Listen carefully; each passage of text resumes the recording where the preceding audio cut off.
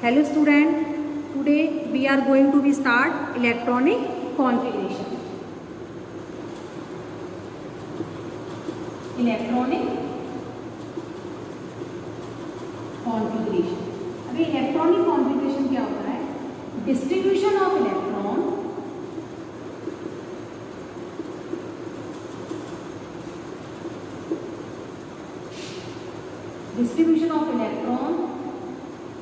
of an atom in its shell, subshell or orbital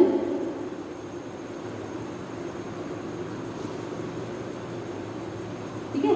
distribution of electron का distribution उसकी shell, subshell या orbital में हम किस तरीके से करते हैं, that is known as electronic configuration. ठीक. अब इसमें आपने अब तक जो बोर मॉडल में देखा था, बोर मॉडल में क्या था हमारे पास कि बोर्स ने बताया कि न्यूक्लियस है, न्यूक्लियस में एक सर्कुलर पाथ है ना, सर्कुलर पाथ है, उसको उसने क्या बताया था, ऑर्बिट. ठीक. यहाँ पर इलेक्ट्रॉन मूव करता है, ऑर्बिट. एक सर्कुलर पाथ, फिक्स पाथ को उसने क्या नाम दिया, ऑर्बिट. ठीक है. ये था बोर्स के अकॉर्डिंग. हम जो बात कर रहे हैं atom in its shell, subshell और orbital.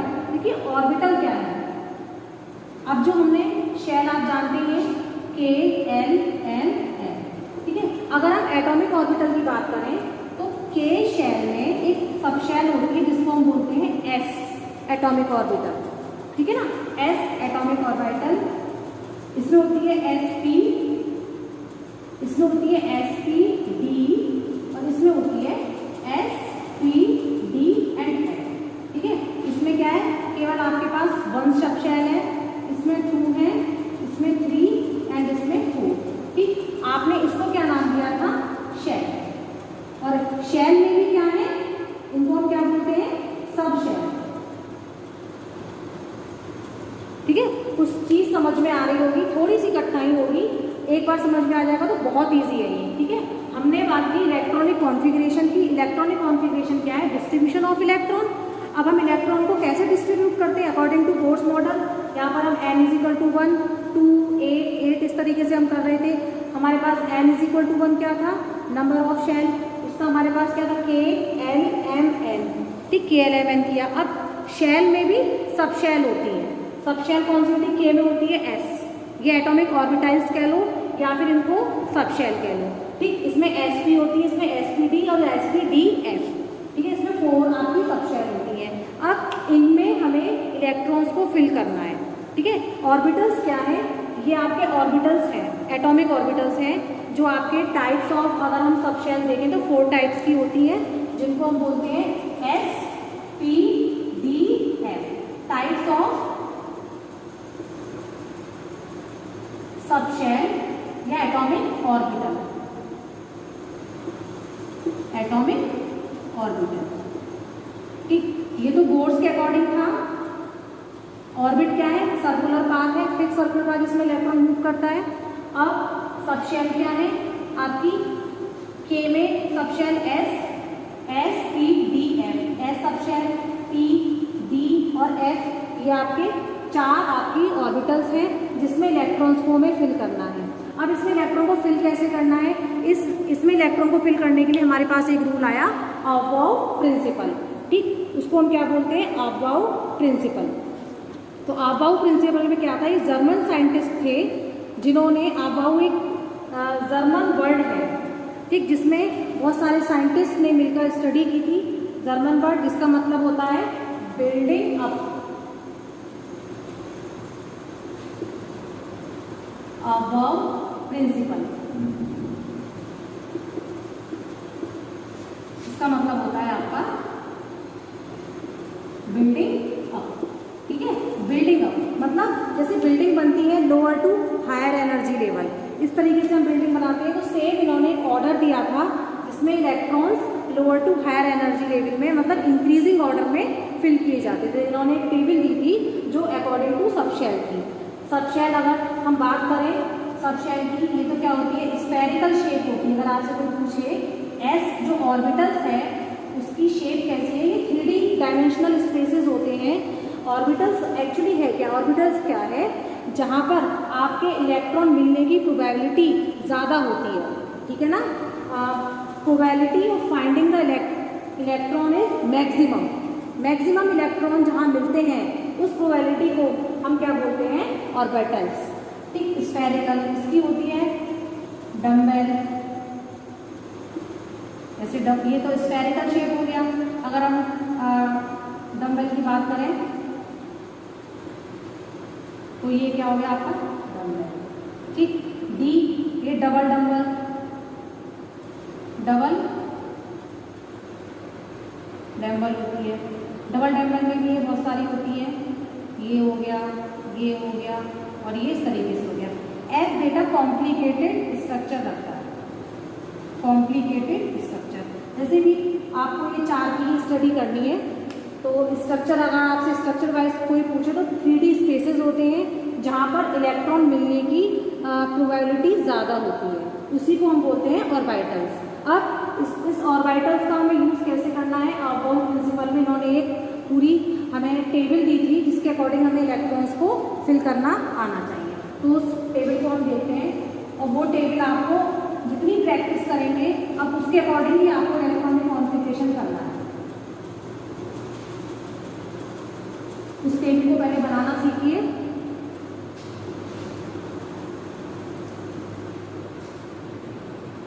One S, 2s, 3s, 4, 5, 6, 7s। Okay, थोड़ा सा ऊपर से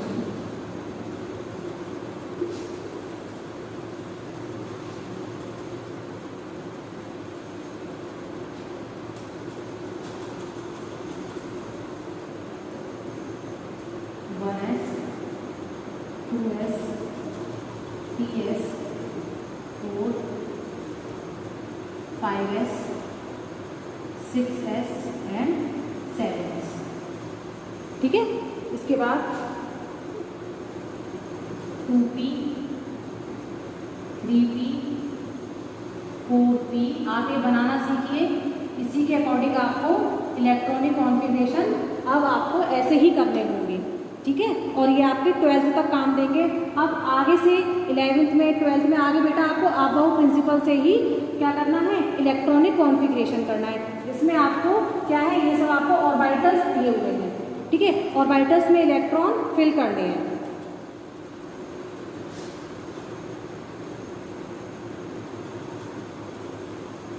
D, 4D, 5D and 6D। Okay, ये आपको याद होगा जब भी कर पाएंगे। 4F एंड 5F, ये आपने इस तरीके से इनको शेल्स को अरेंज कर लिया। अब अरेंज करने के बाद आपको ये देखना है कि इलेक्ट्रॉन पहले किस सब शेल में जाएगा, जिसको इस तरीके से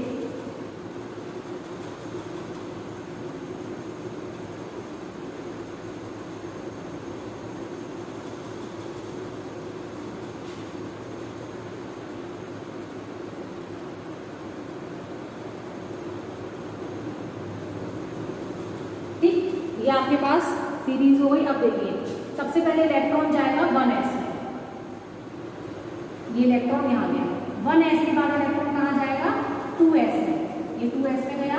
2s के बाद इलेक्ट्रॉन 2p में, ये ऑर्डर आपको याद करना है। 2p के बाद 3s, 3s के बाद फिर आपका रिपीट होगा 3p, 3p के बाद 4s, 4s के बाद कहाँ जाएगा 3d में, 3d, 4p, 5s।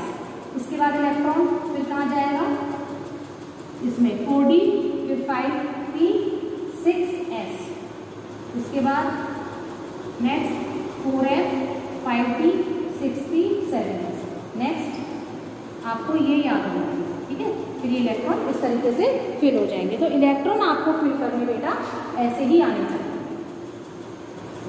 अब मैं एग्जाम्पल से आपको बताऊंगी कि इसको आप कैसे फॉलो करेंगे। मान लीजिए मेरे पास क्या है, ऑक्सीजन है। ऑक्सीजन का एटॉमिक नंबर 8 होता है। अब मुझे इस रूल के अकॉर्डिंग क्लासिफिकेशन करना है, वो कैसे करूँगी मैं, देखिए। अब इलेक्ट्रॉन की लिमिट देखिए आप, एस में आप 2 से ज़्यादा इलेक्ट्रॉन नहीं रख सकते, पी 6 इलेक्ट्रॉन, डी में आपके 10 और एफ में आपके 14 इलेक्ट्रॉन होते हैं, ठीक है। अब ये कैसे होते हैं, एस में तो केवल एक ही ऑर्बिटल होता है, ठीक है ना, एस में एक ऑर्बिटल होता है। पी में अगर हम बात करें तो ये आपके 1 2 3 P x, P y and P z. D में आपके होते हैं 5 orbital, D x y, y z, z x, z x square, y square, okay. Next आपके एफ में होती हैं 7, 1 2 3 4 5 6 और ये आपका 7। तो ये इस तरीके से इसमें 7 ऑर्बिटल्स होते हैं जिसमें आपको इलेक्ट्रॉन फिल करने हैं। देखिए एक ऑर्बिटल में आपका जो एक ऑर्बिटल है उसमें 2 ही इलेक्ट्रॉन रह सकते हैं, 2 से ज़्यादा नहीं। जैसे मैं बात करूँ एस में, तो यहाँ पर केवल 2 इलेक्ट्रॉन रहेंगे। यहाँ पर क्या है, यहाँ पर भी आपके 2 इलेक्ट्रॉन, इस तरीके से। तो टोटल कितने हो गए, 6। डी में अगर मैं बात करूँ 5 और ये 10 हो गए। अब यहाँ पर कितने हो गए, पहले 7 इलेक्ट्रॉन एक एक करके फिल कर लें, उसके बाद इनको पेयरिंग शुरू कर दें। तो कहने का मतलब ये है कि एक ऑर्बिटल में आपके 2 ही इलेक्ट्रॉन रह सकते हैं। अब इसके अकॉर्डिंग आपको कैसे फिल करना है, देखिए ऑक्सीजन का होता है 8। आप देखिए स्टार्ट करिए, 8 इलेक्ट्रॉन है, सबसे पहले इसमें जाएगा एस, तो 1s2, 1s के बाद इलेक्ट्रॉन कहाँ गया, 2s, नेक्स्ट 2s2, फिर कहाँ गया 2p। अब देखिए कितने इलेक्ट्रॉन आपके पास बचे हैं, 2 और 2 4 यहाँ हो गए, 4 बचे हैं, तो 2p 4, क्योंकि p में हमारे पास इलेक्ट्रॉन 6 की हमारे पास क्या है, लिमिट है। 6 से ज़्यादा इलेक्ट्रॉन नहीं फिल कर सकते, 6 से कम हो सकते हैं। भाई जितना इलेक्ट्रॉनिक नंबर हो, एटॉमिक नंबर होगा, उसी के अकॉर्डिंग तो आप कॉन्फ़िगरेशन करेंगे। ये लिमिट है इलेक्ट्रॉन की कि इससे ज़्यादा इलेक्ट्रॉन आप नहीं भर सकते इन ऑर्बिटल्स में, इससे कम हो सकते हैं। अब देखिए जैसे मैं बात करती हूँ सोडियम की, सोडियम का होता है 11। सोडियम का देखिए 1s2, तो देखिए इसके बाद 2s2, फिर 2p। 2p में कितने इलेक्ट्रॉन आ सकते हैं, 4 ही होंगे। हमारे पास 11 इलेक्ट्रॉन है, तो 2p 6, तो 6 7 8 9 10। 2p के बाद कहाँ जाएगा, s। अब s में कितना इलेक्ट्रॉन बचा, 3s1, हो गए 11 इलेक्ट्रॉन पूरे, ठीक है ना। कितने हो गए, 6 7 8 9 10 11, ओके। अब जैसे मान लीजिए बात आती है कैल्शियम की, कैल्शियम होता है 20, ठीक है। अब देखिए आराम से भरिए इलेक्ट्रॉन्स को, हमें कैसे भरने हैं, पहले एस में से 1s2, 2s2, फिर 2p6, 3s। अब तो 2 इलेक्ट्रॉन हम डाल दें क्योंकि हमारे पास 20 इलेक्ट्रॉन्स हैं, और 3p6 कितने हो गए, 6 और 6 12 13 14 15 16 17 18। हमारे पास 18 इलेक्ट्रॉन फिल हो गए, बच्चे कितने, 2। वो 2 किस में जाएंगे, 4s2 में, ओके। ये हो गया आपका 20। अगर मान लीजिए आपको आता है 21, स्कैंडियम का करना है, ओके। 21 कैसे करेंगे, 1s2, 2s2, 2p6, 3s2, 3p6, 3p के बाद इलेक्ट्रॉन आ गया 4s2, और फिर कहाँ जाएगा 3d, कितना बचा 1, 3d 1। तो इस तरीके से डी में हमारा 1 इलेक्ट्रॉन बचा ही 1 है। इसकी लिमिट कितनी है, डी में हमारे पास 10 इलेक्ट्रॉन आ सकते हैं, ठीक है। अब वो तो अकॉर्डिंग टू एटॉमिक नंबर जिस तरीके से दिया होगा, हमें इसी सीरीज में इलेक्ट्रॉन्स को फिल करना है। आप इसकी जितनी प्रैक्टिस करेंगे उतना ही ये आपको याद होगा, और ये आपको करना बहुत ज़रूरी है, वरना फिर आपको बहुत प्रॉब्लम होगी इस चैप्टर को आगे समझने में, ठीक है। अब जैसे और कोई एग्जाम्पल ले सकते हैं हम, क्रोमियम का ले लें। क्रोमियम इसका होता है 24, ठीक, 24 होता है।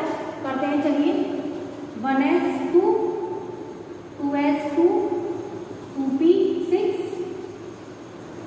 3s2, 3p6 और 4s2, कितना बचा 6 और 6 12, 13 14, 15 16, 17 18, 19 20।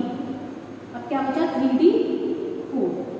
अब बेटा 3d4 बचा है। देखिए कुछ एक्सेप्शनल केसेस होते हैं जिनमें हमें ये देखना होता है कि अब देखिए d आपका d है या p है या f है। मोस्टली हमें d और f में ये देखना होता है कि कोई भी सबशेल हो। अब d में कितने होते हैं आपके 1 2 3 4 और 5। अब देखिए 1 2 3 4 5।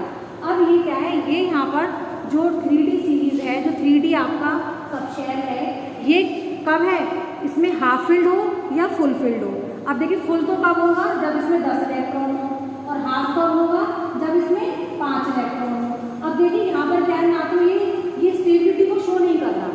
ये अपने आप को स्टेबल करने के लिए क्या करेगा, स्टेबल करने के लिए ये S का एक इलेक्ट्रॉन D में चला जाएगा और ये क्या हो जाएगा कॉन्फिगरेशन 4s1 3d5। ठीक है, ये इस रूल को आप आगे पढ़ेंगे, इस रूल को आप आगे पढ़ेंगे। हुंड्स रूल, या तो फुल फिल्ड ऑर्बिटल आपका स्टेबल होता है या हाफ फिल्ड ऑर्बिटल आपका स्टेबल होता है। अगर आपकी एफ में कहीं पर आपके 13 आ रहे हैं, 13 आ रहे हैं, तो आप क्या करेंगे, एस में से एक इलेक्ट्रॉन जंप करा के क्या कर देंगे, एफ में कर देंगे, उसको पहले 14 कर देंगे। अगर जैसे मैं बात करूँ देखिए कॉपर की, नेक्स्ट कॉपर लेते हैं 29। ठीक, 29 इसको मैं रखूँगी।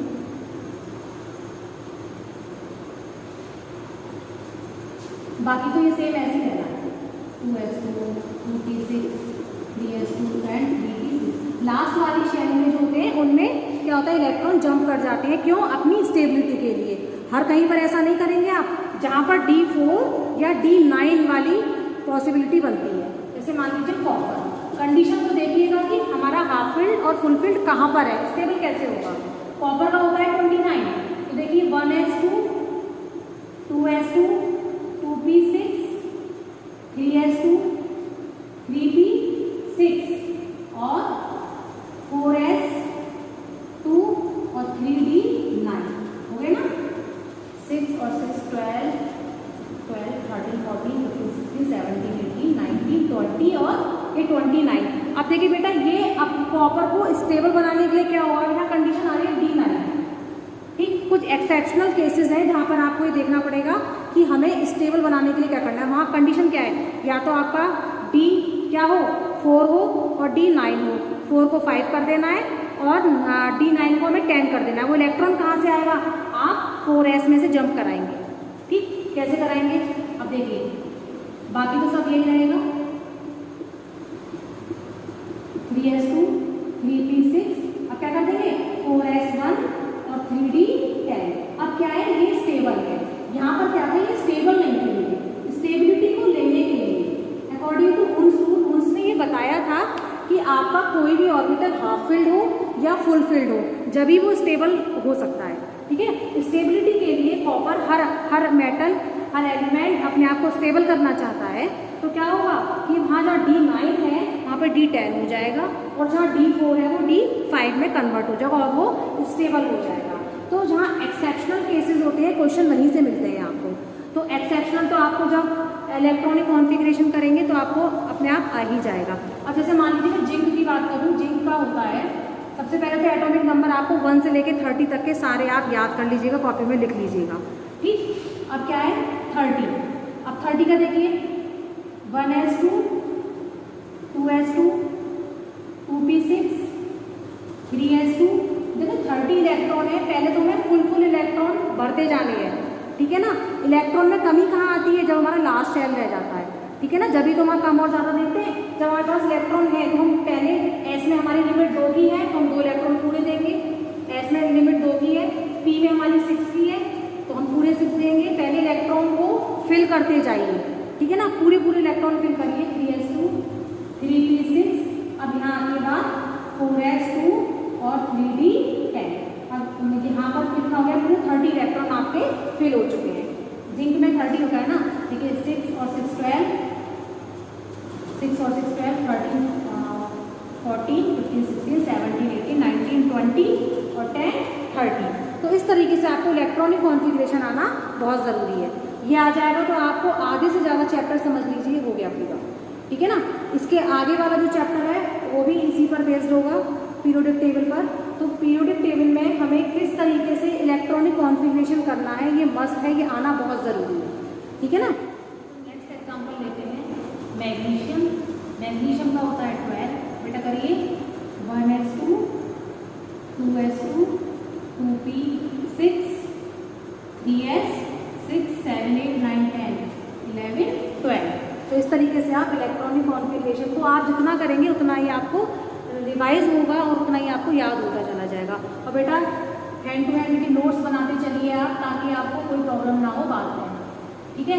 इसके बाद मान लीजिए हम लेते हैं फ्लोरीन का, मान लीजिए उसका 9 है, तो 1s2 2s2 और 2p 5 5 6 7 8 9। अब 2p में कितना रह गया 5, लास्ट में इतने इलेक्ट्रॉन बचे, ठीक।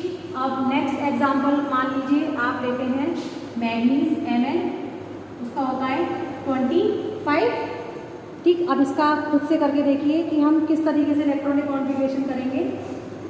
1s2 2s2 2p6 3s2 3p6, इसके बाद 4s एंड 3d में इलेक्ट्रॉन जाएगा। पहले काउंट कर लीजिए हमारे पास कितने इलेक्ट्रॉन हो गए, 6 और 6 12 13 14 15 16 17 18, ठीक 18।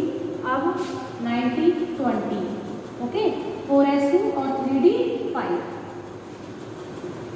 ठीक है, हो गया पूरा 4s2 3d 5। तो इस तरीके से बेटा हम किसी का भी इलेक्ट्रॉनिक कॉन्फ़िगरेशन इजीली कर सकते हैं। मान लीजिए आपके पास हो पोटेशियम के, इसका होता है 19, very simple 1s2 2s2 2p6 3s2 और कितना हो गया 6 7 8 9 10 11 12 भी और करते हैं 3p6 एंड 4s1 6 और 6 12 13 14 15 16 17 18 एंड 19, ठीक है। ओके बेटा, अब आई होप मुझे लगता है कि आपको समझ में आ जाना चाहिए। बस ध्यान इतना रखिए S में केवल 2 इलेक्ट्रॉन की लिमिट है, P में आपके 6 इलेक्ट्रॉन की लिमिट है, इससे कम हो सकते हैं, ज़्यादा नहीं हो सकते, ठीक। D में आपके 10 इलेक्ट्रॉन की लिमिट है और F में आपके 14 इलेक्ट्रॉन की लिमिट है। अगर स्टेबल करने की बात आती है तो स्टेबल कहाँ करेंगे, D4 हो, ठीक। D4 को कहाँ चला जाएगा, D5 में हो जाएगा। अगर मान लीजिए D9 है तो उसको आप D10 करेंगे, और अगर F में क्या आ रहा है आपका 6 आ रहा है तो आप उसको क्या करेंगे F7 में ले जाकर उसको स्टेबल करेंगे, और F क्या आ रहा है 13 आ रहा है तो उसको F14 में ले जाकर स्टेबल करेंगे। उसकी एक आगे वाली शेल से आप क्या लेंगे, एक इलेक्ट्रॉन जंप करा देंगे, जैसे मैंने अभी आपको क्रोमियम का बताया था, ठीक है। तो आप इसकी बहुत प्रैक्टिस करिए और कॉपी में इनको नोट करिए, हैंड टू हैंड नोट्स बनाते जाइए, तो आपको बहुत ईजी लगेगा, ठीक है। जितना प्रैक्टिस करेंगे उतना ही अच्छा है। Okay, thank you.